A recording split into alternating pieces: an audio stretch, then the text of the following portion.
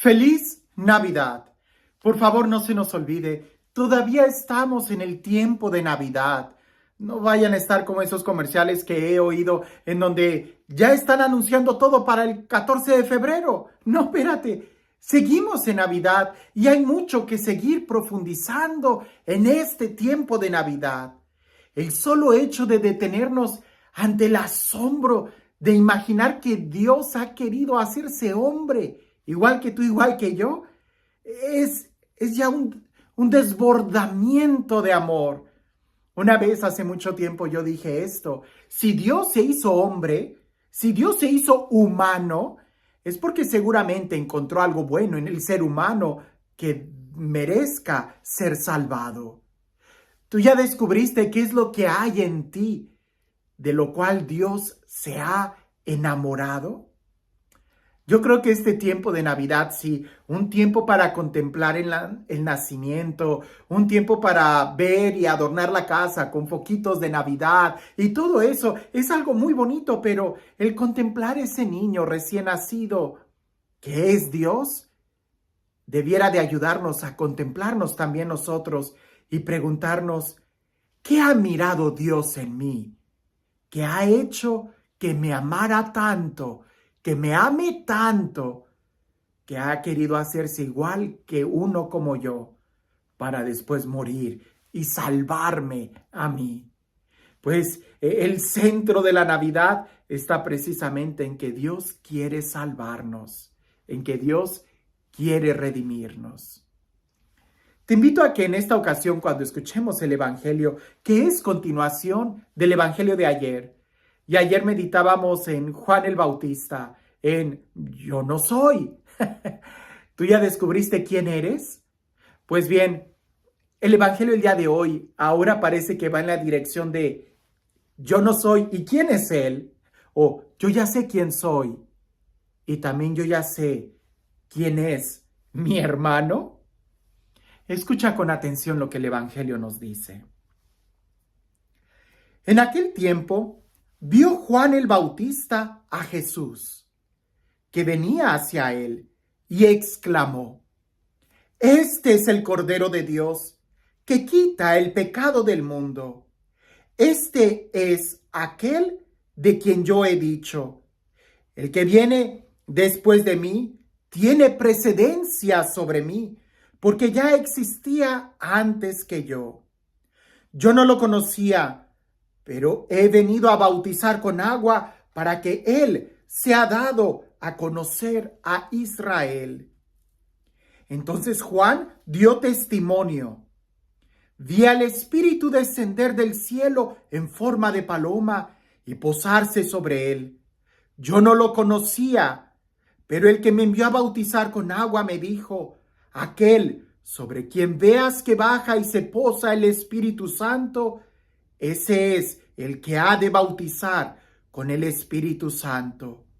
Pues bien, yo lo vi y doy testimonio de que este es el Hijo de Dios. Debió de haber sido una escena muy bonita para Juan el Bautista. Toda la vida de Juan el Bautista era estar anunciando quién era el Cordero de Dios, quién era el Mesías, quién era el Hijo de Dios, quién era aquel a quien el Espíritu Santo iba a llenar, aquel a quien iba a bautizar con Espíritu Santo y fuego, aquel a quien él no era digno ni siquiera de inclinarse para atarle la correa de las sandalias. Juan el Bautista, al contemplar a Jesús, no dudó, lo reconoció, supo quién era. Y quiero detenerme aquí un pequeño momento para unir la idea de ayer y la de hoy. El día de ayer era importante detenernos un momento y preguntarnos: ¿quién soy? ¿Quién soy? Pues aquel que no sabe quién es desde lo más profundo de su corazón se convierte en un títere, en una marioneta de este mundo, del comercio, de la mercadotecnia, de simplemente una pieza mecánica más en este mundo consumista. Pero aquel que sabe quién es libre. Y todavía más, uniéndolo al Evangelio el día de hoy, Juan el Bautista, él sabía quién era él y él decía lo que no era. Yo no soy el Cristo, yo no soy el Mesías, yo no soy el profeta, yo no soy Elías. Y le preguntaban, entonces, ¿quién eres tú? Y él con tanta libertad, yo soy la voz que clama en el desierto. Hoy vemos a Juan que él sí sabe quién es Jesús. Lo reconoce inmediatamente, lo ve y sabe y da testimonio y lo señala. ¿Cómo es posible que él sepa quién es Jesús? Porque él sí sabía quién era él. Y ahí está el primer paso. Cuando nosotros sabemos muy bien quiénes somos nosotros, va a ser fácil que reconozcamos quién es la persona que está frente a nosotros. Déjame te cuento esta historia. Una vez una persona llegó a la oficina y me empezó a platicar que él batallaba mucho porque realmente le guardaba mucho coraje a otra persona. Le guardaba mucho rencor y casi que aborrecía a esa persona y él no quería tener ese sentimiento en contra de la otra persona. Entonces yo empecé a dirigir toda la conversación a que él se enfocara en él mismo. Y yo le preguntaba, ¿te sientes amado por Dios? ¿Te sientes valorado? ¿Has experimentado el amor que Dios te tiene a ti? Y llegó un momento en donde él me dijo, Padre, no estoy hablando de mí, estoy hablando de la otra persona. En tal caso, tengo que saber cómo quitarme este coraje hacia la otra persona y no realmente si me siento o no me siento amado. Yo le dije, no, es que no has entendido.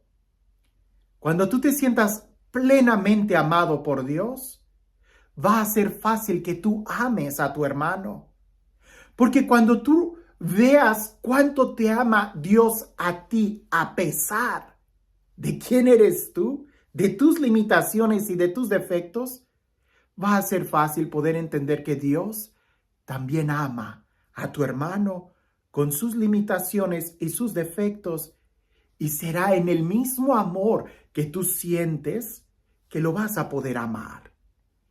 Pero si tú te sientes, perdona la expresión, abandonado, si tú no te sientes amado, peor aún, si tú te sientes rechazado, entonces va a ser fácil que tú empieces a anidar en tu corazón sentimientos de rechazo hacia los demás. Por eso Juan el Bautista, que sí sabía quién era él, supo reconocer quién era Jesús. Aquel que se sepa amado por Dios, sabrá amar. Por eso Juan el Evangelista en sus cartas insiste mucho en esta verdad fundamental. Aquel que camina en la presencia de Dios es aquel que ama. Y aquel que ama es aquel que camina como Jesús caminó, cumpliendo la ley, amando a su prójimo. ¡Wow! Así. Es que no es difícil amar al prójimo. Lo difícil es amarnos a nosotros mismos. Reconocer que tenemos algo bueno que ha hecho que Dios se enamore de nosotros. A pesar de toda nuestra miseria, Dios nos ama. Y cuando logremos nosotros reconciliarnos con nosotros mismos, podremos entonces reconciliarnos con nuestro hermano y amar a nuestro hermano. En aquellos temas que he abordado sobre la necesidad de perdonar al hermano, yo siempre digo, es que perdonar al hermano es mucho más fácil que perdonarte a ti mismo. Por eso, meditando en el Evangelio de ayer y que el día de hoy, cuando veía yo a Juan el Bautista, que él no dudó en señalar a Jesús, él lo reconoció. ¿Será acaso que yo soy capaz de reconocer a Jesús? ¿Será acaso que yo soy capaz de reconocer el valor y la dignidad que tiene mi hermano? Porque ver los errores, perdóname, pero ver los errores de los demás cualquier tonto lo hace. Pero descubrir el valor que tiene cada ser humano, no todos, sino aquellos que saben cuánto valor tienen ellos mismos, pueden ver el valor de la dignidad humana. Por eso en este mundo tan ambicioso, tan materialista, tan superficial, se esfuerza en que no conozcamos la dignidad que tenemos, porque así va a ser tan fácil poder manipularnos al grado de hacernos despreciar a los más pequeños. ¿Ya descubriste cuánto amor te tiene Dios? ¿Ya has experimentado el amor en ti mismo, en tu interior? Entonces, antes de querer cambiar la relación con tu hermano, cambia la relación que tienes contigo mismo, para que seamos rápidos y reconocer quién es Jesús, quién es mi hermano, o dicho de alguna otra forma, para reconocer la presencia de Jesús en mi hermano. Juan el Bautista no dudó y lo señaló, Él es. Ojalá que tampoco tú y yo dudemos para señalar la dignidad de cada uno de nosotros. Y este Dios, el Dios del amor, el Dios de la vida, el Dios que hace nuevas todas las cosas y que nos ha amado con un amor personal a cada uno de nosotros, al grado de hacerse como tú y como yo, que sea Él quien el día de hoy y siempre nos bendiga en el nombre del Padre, del Hijo y del Espíritu Santo. Dicen por ahí, Juan el Bautista señaló a Jesús diciendo, Él es el Cordero de Dios. Y algunos de sus discípulos lo siguieron. Los demás se quedaron con Juan. Y muchos otros ni con uno ni con otro. Dicen que cuando un filósofo señala la luna, solo los inteligentes voltean a ver a la luna. Los demás se quedan viendo el dedo. Cuando el Evangelio nos señala a Jesús, cuando se nos predica a Jesús, ¿volteamos a verlo a Él o nos quedamos diciendo, ¡ay, qué bonito! Cuando ves un nacimiento, te quedas viendo y dices, ¡ay, qué bonito! O puedes ver lo que señalan, el amor que Dios nos ha tenido al hacerse uno como nosotros. Hermanos, quiero decirles que estoy muy agradecido. Honestamente, yo creí que solamente por el número de personas que respondieron, yo creí que más o menos como unas 1,500 personas eran las que se iban a agregar a este reto de leer la Biblia.